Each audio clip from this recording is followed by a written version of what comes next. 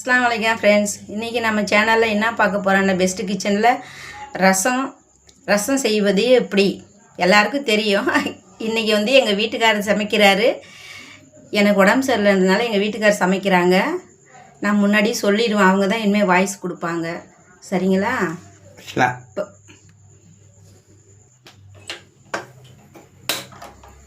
Hello, அஸ்ஸலாமு அலைக்கும். இப்போ அடுப்பை பற்ற வச்சுக்கிறேன். கொஞ்சம் ஜீரகம், ஒரு ஸ்பூன் ஜீரகம், ஒரு ஸ்பூனு பெருஞ்சீரகம், ஒரு ஸ்பூனு மிளகு, இதை வறுத்து எடுத்துக்கலாம். இப்போ அடுப்பு பற்ற வச்சுக்கிறோம்.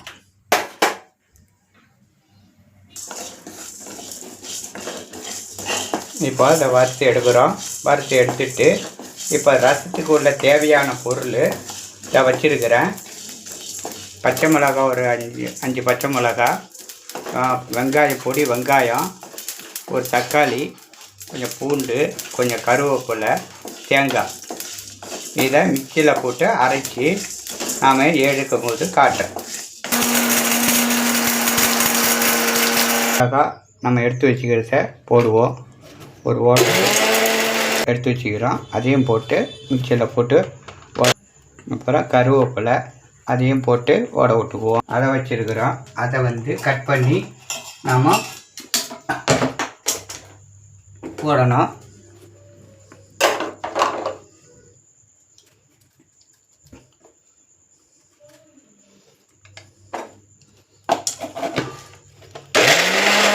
போட்டு யாரை போட்டு எடுத்துட வேண்டியதுதான். செய்முறையே இப்போ பார்க்கலாம். அடுப்பை பற்ற வச்சுக்குவோம்.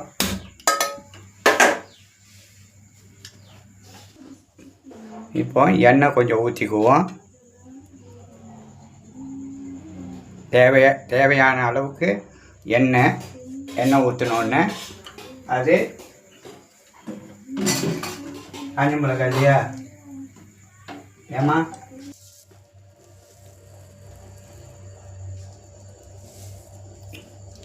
இப்போ கடுகு ஒரு அளவு போட்டுக்கணும். அது பொரிஞ்சு வரட்டும்.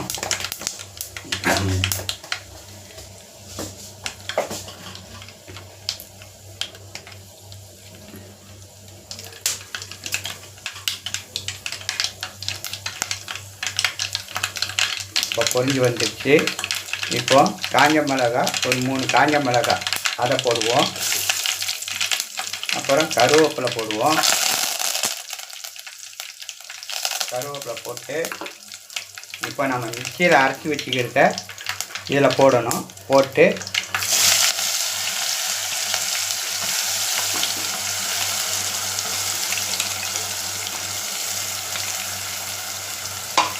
எல்லாம் தேங்காய், கொஞ்சம் இந்த தேங்காய் எடுத்து வச்சுக்கணுமில்ல, அதையும் போட்டுடணும். போட்டு கொஞ்சம் எண்ணெயில் வதக்கி விடணும்.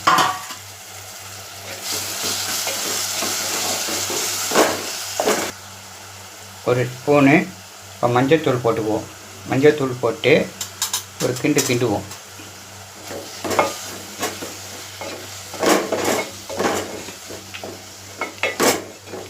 ஒரு புளி 25 கிராம் புளி வச்சுருக்குறோம். அதை இப்போ ஊற்றுவோம். இதில்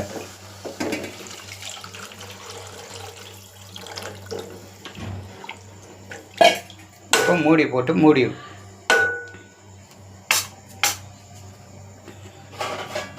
இப்போ மூடியை போட்டு மூடிடுவோம்.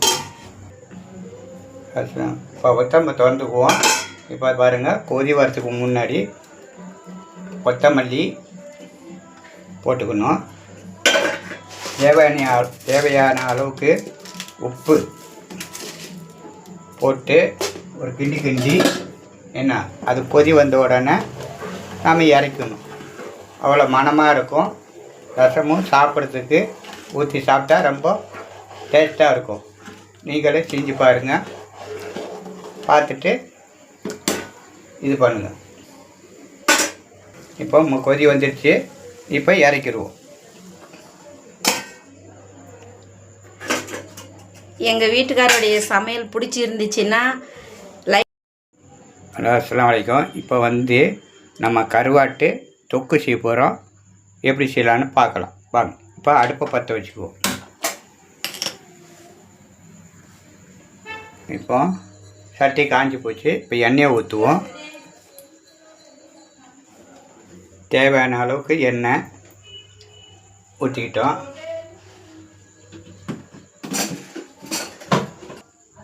கொஞ்சம் நல்லெண்ணெய் 1 ஸ்பூன் போல்.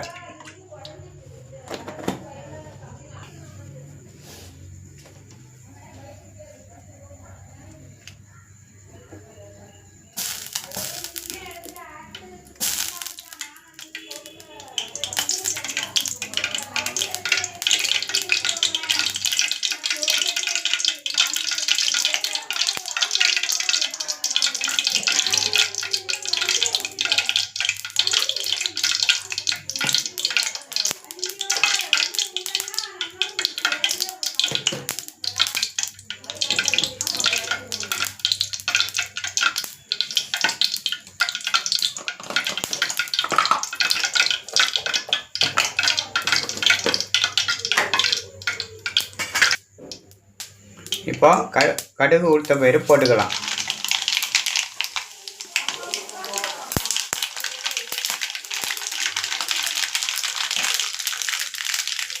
கடுகு பொரிஞ்சு போச்சு. இப்போது வெங்காயம் பல்லாரி ஒரு 2 பல்லாரி பிடிச்சா வெட்டி வச்சுருக்கிறோம், அதை போடுவோம்.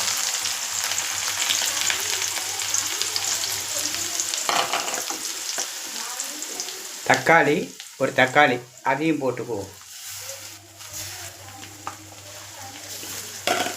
கருவாடு தொக்கு வைக்க போகிறோம். ஏற்கனவே அதில் கருவாடு இருக்கும். ஆனால் தேவையான அளவுக்கு கொஞ்சோண்டு 1/2 ஸ்பூனு உப்பு, கொஞ்சம் மஞ்சள்தூள் ஒரு 1/2 ஸ்பூனு, ஜீரகத்தூள் 1 ஸ்பூனு, மிளகு 1/2 ஸ்பூனு,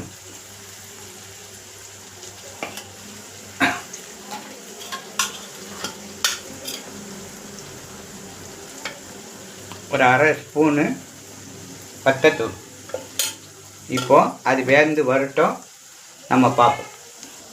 சொல்கிறேன், வறண்டு வரட்டும் பார்ப்போம். அப்புறமேட்டு கருவாடை போட்டு நாம் இறக்கிட வேண்டியதுதான். இது தொக்கு. ரசமும் சாப்பாடு எல்லா சாப்பாட்டுக்கு வச்சு சாப்பிட்டா அவ்வளோ டேஸ்ட்டாக இருக்கும்.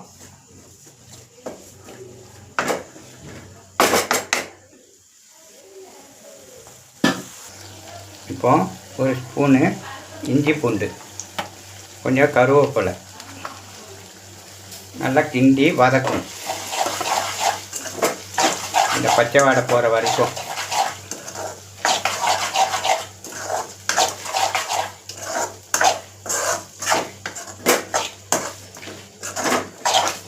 இப்போ கருவாடு வாங்கியிருக்கிறோம். பாறை கருவாடு சின்ன சின்னதாக தொட்டாக வெட்டி வச்சுருக்குது. அதையும் இதில் போட்டுருவோம். போட்டு கருவாடு தொக்கு நல்லா வாசனையாக மணமாக இருக்குது பாருங்கள்.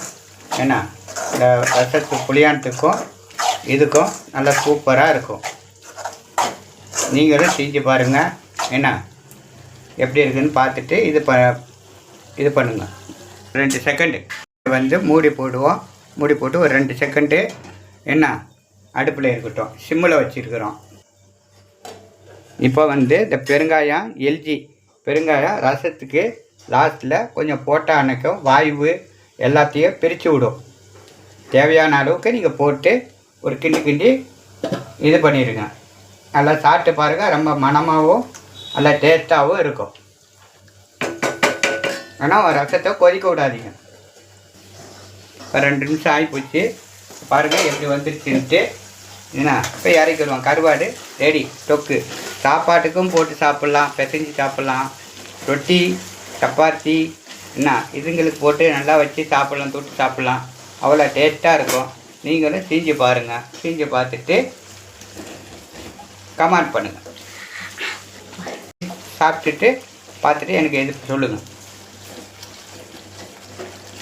சரி ஆயிடுச்சு, நம்ம இறக்கிடுவோம். எங்கள் வீட்டுக்காரர் ரசமும் வச்சு கருவாடு தொக்கும் செஞ்சு முடிச்சிட்டாங்க. நீங்களும் இதை 2ஐயும் செஞ்சு ட்ரை பண்ணி சாப்பிட்டுட்டு எப்படி இருக்குன்னு சொல்லுங்கள், கமெண்ட்டில் சொல்லுங்கள். சரிங்களா? பிடிச்சிருந்தா லைக் பண்ணுங்கள், சப்ஸ்கிரைப் பண்ணுங்கள், ஷேர் பண்ணுங்கள், கமெண்ட் பண்ணுங்கள், பெல் ஐக்கானை கிளிக் பண்ணுங்கள். நெக்ஸ்ட்டு ஒரு வீடியோவில் பார்க்குறோம்.